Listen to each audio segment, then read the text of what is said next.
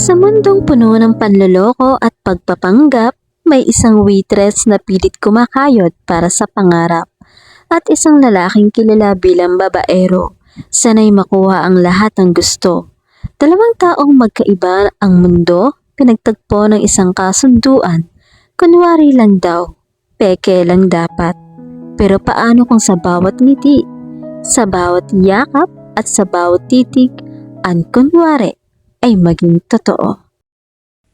Mainit ang ilaw ng resto bar ng gabing yon.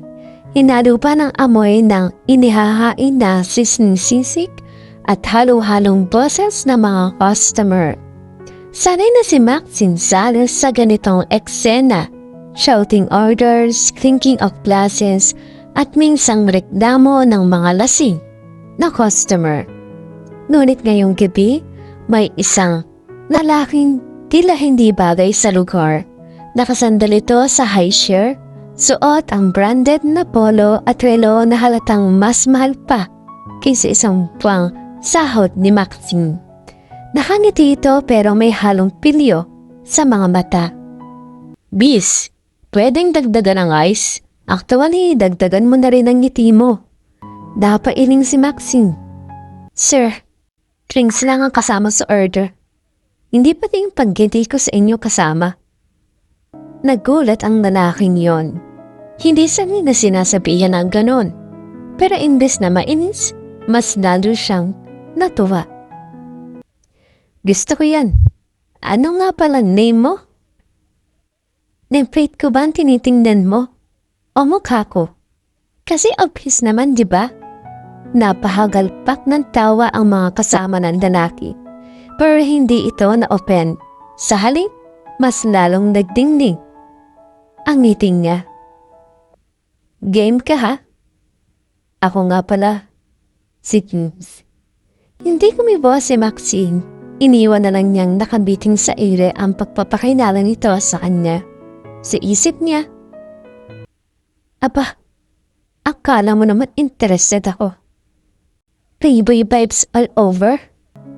Habang abala siya sa ibang customer, hindi pa rin siya tinignilan ng lalaki. Pinanood lang siya nito parang nag-aaral ng bawat kilos niya. Nang bumalik siya para dinisin ang mesa, nagulat si Maxine sa tanong.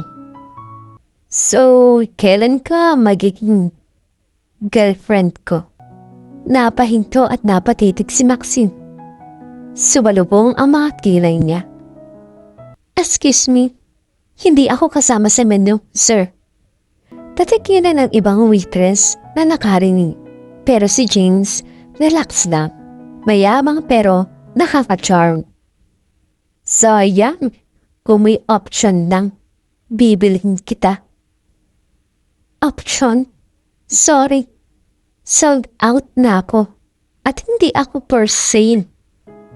Iniwan niya si James na nakangisi pa rin. Hindi niya alam kung bakit pero kahit na nakapainis ang hirit nito, may kakaiba siyang naramdaman. Hindi kilig kundi inis na may halong curiosity. Sino ba tong lalaking to? At akala mo naman kung sino? Kinabukasan, habang nag-aayos si Maxine ng tray, bumungad ulit ang parehong lalaki. This time, mas formal na ang suot at kasama ang ilang lalaki na mukhang business associates. Hindi naman siguro.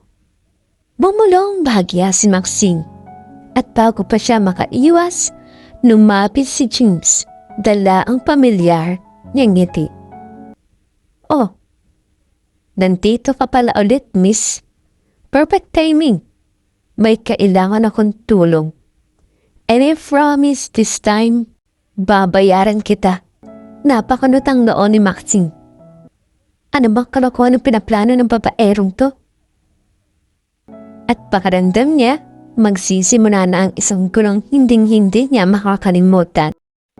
Kakapasok lang ni Maxine sa resto nang muli na naman niyang makita ang pamilyar na mukha. Hindi ito kasing gulo ng itsura kagabi. Ngayon ay naka-long sleeve si James, maayos ang buhok at mukhang galing sa meeting. Pero kahit anong pihis, hindi maitatago ang aura ng isang certified babaero. Lumapit ito sa counter, diretso ang tingin sa kanya. Maxine, right? Nakakunot ang noo ni Maxine. Saan mo naman nakuha ang pangalan ko? Naka-nameplate kagabi. Pero kahit wala, I'd make sure to know it. Hindi ko kasi makalimutan ang babaeng unang nagtetma sa akin.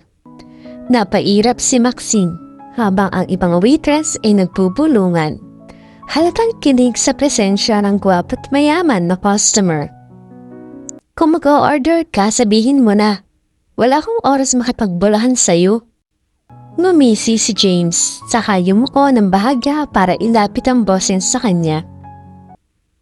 Actually, hindi order ang habol ko. Isang business proposal. Business proposal? Sa resto? At sa waitress na kagaya ko?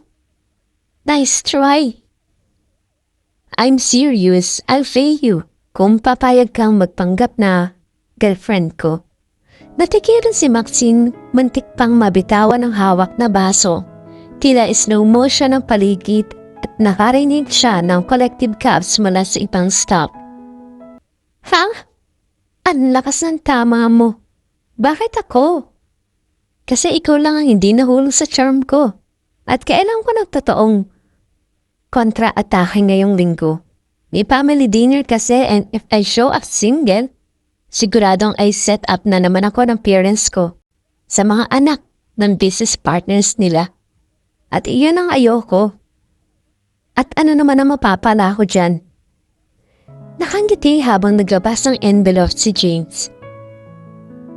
Ito ang down payment at kung matapos natin ng maayos, ang show na to, doble pa yan. Napatingin si Maxine sa envelope. Kung totoo ang laman nito, malaking pera ang pinag-uusapan. Kaya lang, may isang malaking problema. Hindi siya sanay sa ganitong klase ng drama.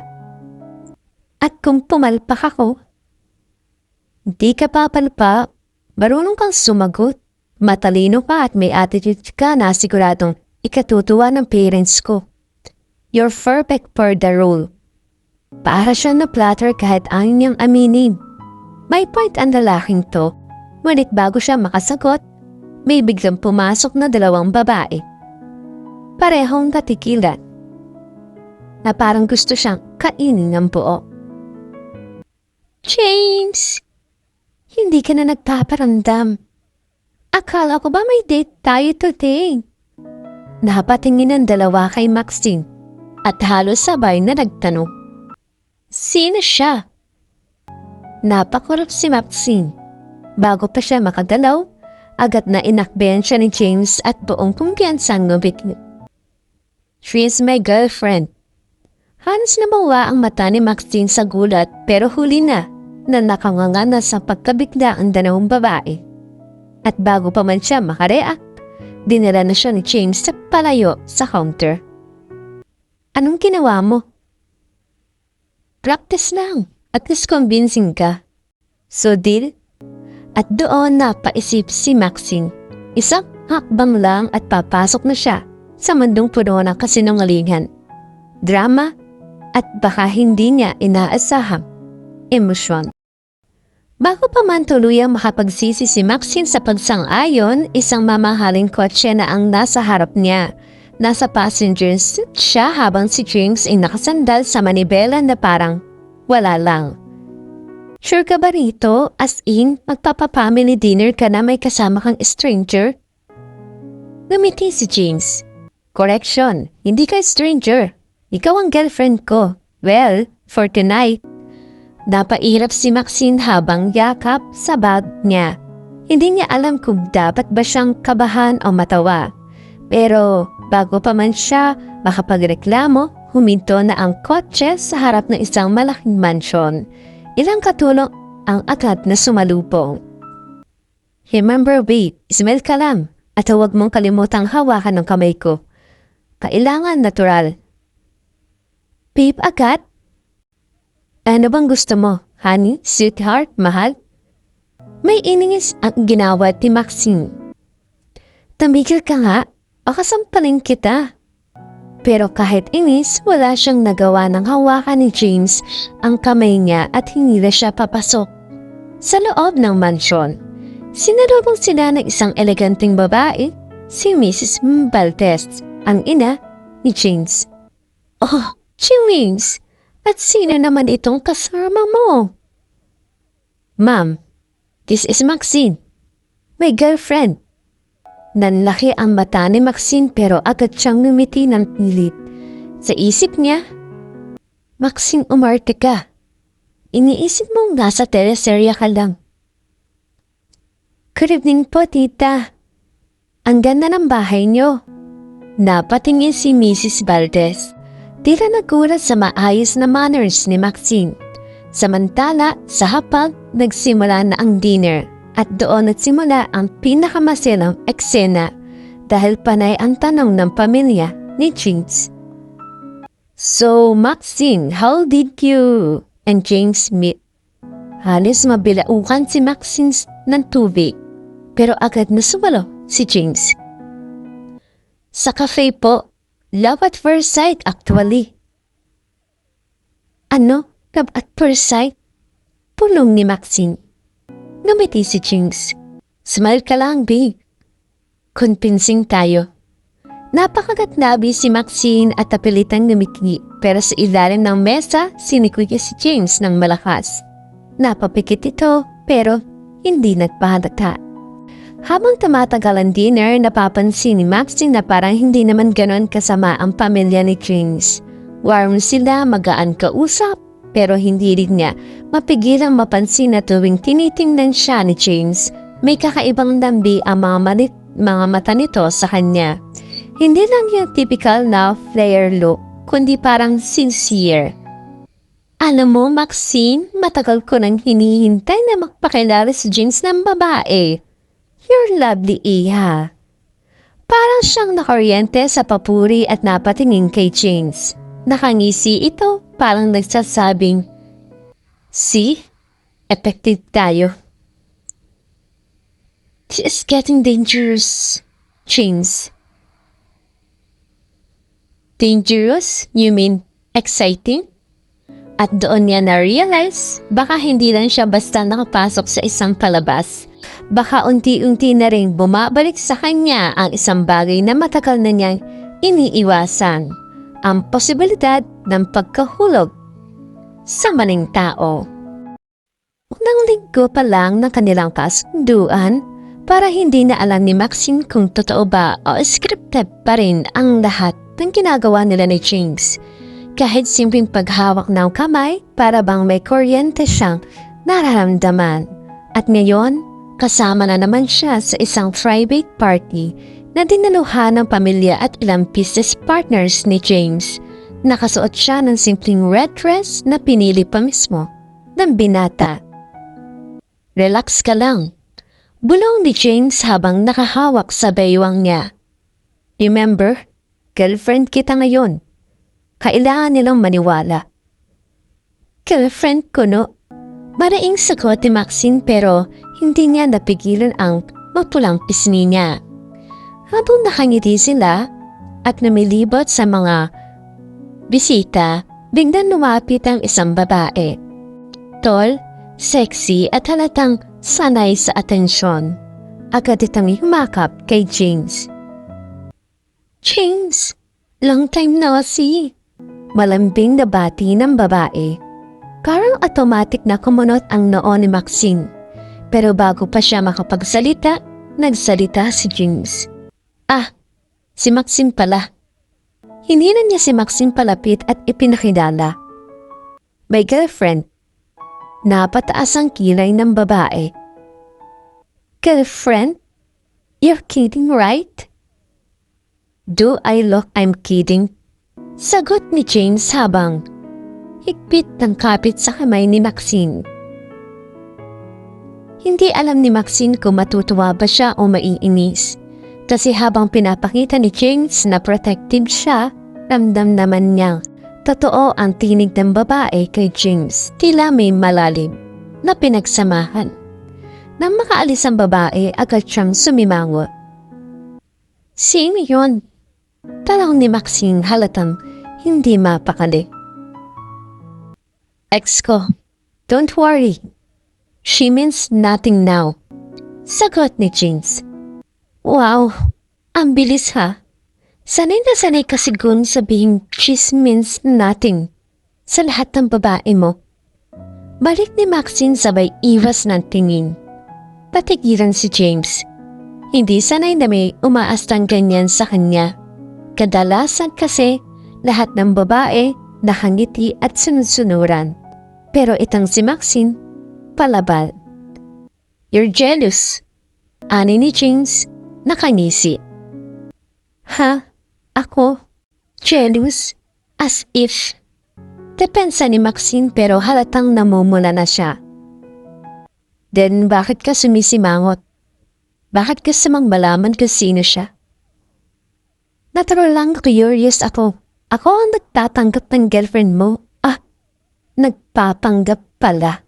Kunwari. Kunwari? Mahinang ulit ni Jean sabay tinitigan siya ng diretsyo sa mga mata. Pero bakit parang hindi na kunwaring nararamdaman ko? Napakagat ng labi si Maxine at mabilis na umiwas ng tingin. Jean, stop. Baka naniniwala ka na rin sa sarili mong palabas. Ngunit sa loob-loob niya, hindi na rin siya sigurado kung alin ang totoo at alin ang peke. At habang lumalabing ang gabi, hindi na mapigilan ng puso ni Maxine ang kakaibang kaba. Sa tuwing hinahawakan siya ni James. Kung totoo man o hindi, isa lang ang malinaw. Nagiging komplikado na ang larong sinimulan nila. Kinabukasan matapos ang party, hindi mapakali si Maxine. Kahit anong gawin niya sa cafe kung saan siya part-timer pa rin, paminsan-minsan, hindi niya matanggal sa isip ang sinabi ni James kagabi. Pero bakit parang hindi na kunwaring nararamdaman ko sa'yo? Anong pinagsasabi ng lokong yun? Walang niya sa sarili habang abala sa pag-aayos ng tray ng kape. At yun, Max? Tanong ng katrabaho niyang si Lisa. Wala, wilangaw lang. Sagot niya sabay pilit ngiti. Pero hindi pa man natatapos ang chip niya, biglang bumukas ang pinto ng cafe. Napatigil siya dahil si James mismo ang pumasok. Suot lang nito ang simpleng polo short at pantalon. Pero parang lahat ng mata ay agad napatingin sa kanya. Maxine, tawag nito, na may ngiti sa mga labi. Anong ginagawa mo rito? Halos sobrang niyang tanong, halatang nagulat siya. Hinahanap ka. Sabi kasi ng driver mo dito ka raw. Nagpa-part-time. Ano ka ba, James? Huwag ka maingay, baka isipin nila totoo kang customer dito. Iritado niyang sagot pero halata sa mukha niya ang kaba. Ngumisi lang si James. Di bumili ako. Umorder siya ng cappuccino pero halatang hindi yun ang habol niya. Hindi pa man umalis sa counter si Maxine. Sinundan na siya at nito sa table at doon umupo. James, seryoso. May meeting ka pa, diba? Cancel. Mas importante ka. Napairap si Maxine. Pero hindi niya maitago ang konting kilig. Pinilit niyang maging normal pero habang nakaupo si James, nagmamasid ramdam niya ang titig nito. Stop staring at me. Purong niya habang nilalapag ang kape. Hindi ako nakatitig, I'm mesmerizing. Sagot nito sabay kindat. Nambala agad si Maxine. Memorizing? What? Your face. Baka kasi isang araw hindi na kunwari at wala ka na sa tabi ko. Parang tumigil ang mundo sa sinabi ni James. Natahimik siya saglit, saka agad na tinakpan ng biro. Grabe, sanay ka talaga manloko ng babae. Hindi ako manloloko. Ngayon. Tahimik sila nagkatitigan at sa ilang segundo, parang wala ng ibang tao sa kape. Biglang dumating si Lisa at sumabat. Max, yung order sa table 3. Ay, si Kuya Gwapo pala ang boyfriend mo? Sabay tili. Mabilis sanang magpapaliwanag si Maxine pero agad siyang pinutol ni James. Yes, ako nga. Boyfriend ni Maxine. Halos managlat ang train ni Maxine. James! Bunong niya. Halatang naiirita pero hindi maitago ang mabilis na tibok ng puso niya. Nang makaalis si Lisa, ngumiti si James. Oh, kita mo? Kahit sila naniniwala. Baka naman dapat pati kang maniwala na rin. Naglakad palayo si Maxine. Kunwari, wala siyang narinig. Pero sa loob-loob niya hindi niya alam kung saan siya lulugar. Kasi kahit anong iwas niya, hindi niya mapigilang umasa na sana nga. Hindi lang kunwari, ang lahat. Mabilis ang tibok ng puso ni Maxine habang naglalakad sila ni James palabas ng cafe. Kahit naiinis siya kanina sa pag-arte nitong boyfriend daw siya, hindi niya maikakainang may party ng puso niya na natuwa. Atid na kita, sabi ni James. Hindi na, marunong naman akong umuwi mag-isa, sagot niya. Pero mas gusto kong kasama ka. Napairap si Maxine pero sumakay pa rin siya sa kotse ni James. Habang nasa biyahe, biglang bumuhos ang malakas na ulan. Traffic, naiwan silang dalawa. Nakikinig lang sa ingin ng ulan sa bubong ng sasakyan. Tahimik, hanggang sa biglang lumapit si James para alisin ang buhok na humaharang sa muksa ni Maxine. Alam mo, bagay talaga sa iyo kapag nakasimangot ka. Bulong nito. Excuse me? Compliment ba yun? Yes, kasi kahit galit ka, ang ganda mo pa rin. Nagtakbo ang kanilang mga mata. Unti-unting naglapit ang mukha nila. Ramdam ni Maxine ang init ng hininga ni James at bago pa siya makapag-react, halos maglapat na ang kanilang mga labi. James, bulong niya. Pero bago pa man mangyari, pumisina ang kotse sa likuran nila. Nagulat silang pareho at natawa si James. Sayang. Ano yan, nakangiti. Sayang pa dyan. Ikaw kasi kung ano nang ginagawa mo. Sagot ni Maxine, pero hindi maitago ang pamumula ng pisngi niya. Kinabukasan abala si Maxine sa opisina ng kumpanyang pinagtatrabahuan ni James. Doon niya napansing biglang may dumating na babae, si Angela, ang ex na nakita niya sa party. Oh, James, I miss you, ani Angela habang nakahawak sa braso ng binata. Napakagatlabi si Maxine. Gusto niyang umalis pero bago pa siya makatanaw, pinakilala siya ni James. Angela, meet Maxine, my girlfriend. Napatingin si Angela mula ulo hanggang paa kay Maxine. Parang sinusukat siya. Girlfriend? Interesting choice, James. Hindi nakapagsalita si Maxine pero ramdam niya ang malamig na ngiti ni Angela. Nang makaalis ang babae, agad siyang binalingan ni James. Don't mind her. She's just bitter. Bitter? O ikaw pa rin ang habol niya? Balik ni Maxine. Uy, selos ka na naman? Hindi Pero halata sa kanya ang inis at sa unang pagkakataon, hindi na niya sigurado kung scripted lang pa ang selos na yon o totoo na talaga. Lumipas ang ilang linggo, mas lalo silang naging malapit. Sanay na silang maghawakan ng kamay kahit walang audience. Natural na ang tawanan at asaran. Isang gabi, sabay silang kumain sa isang simpleng karinderya. Nakaupo sila sa plastic na mesa, kumakain ng sisig at adobo. Hindi ko akalaing dadalhin mo ko dito. Bakit naman? Dito mas masarap kaysa sa mamahaling resto, no? Napangiti si Maxine. Tuon niya nakita ang isang side James na hindi inisip na meron simple, totoo at walang arte. Max, tawag ni James habang seryoso ang mukha. Bakit? Paano ko sabihin kasi yun na ayoko nang magpanggap tayo? Napatigil si Maxine. Hindi niya alam kung anong sasagot pero bago pa siya makapagsalita, bumiti ulit si James. Pero baka hindi pa ito ang tamang oras. Iniwan siyang naguguluhan. Kasi kahit siya, hindi na rin alam kung alin ang kunwari at alin ang totoo. Namating ang araw na muntik na masira ang lahat. Narinig ni Maxine ang usapan ni James at ni Angela sa hallway ng opisina. James, alam kong mahal mo pa rin ako. Pumalik ka na, please. Ani Angela, wala na. May mahal na akong iba. Sabat ni James.